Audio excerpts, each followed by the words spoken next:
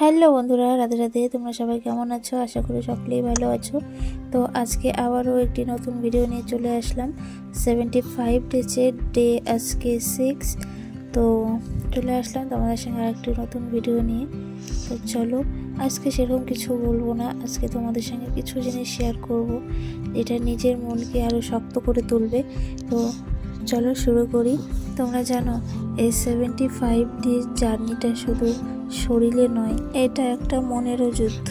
প্রতিদিন যখন তুমি ভাবো আজ আর পারবো না, তখনই শুরু হয় আসল পরীক্ষা। তুমি যতবার পড়ে যাবে ততবার উঠবে, সেইটাই 75 ডেজ চ্যালেঞ্জের আসল মানে।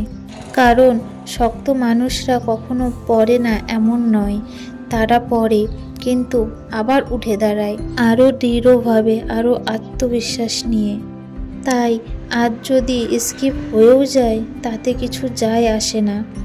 আগামীকাল আবার শুরু করো হাসি মুখে, নিজের উপর বিশ্বাস রেখে।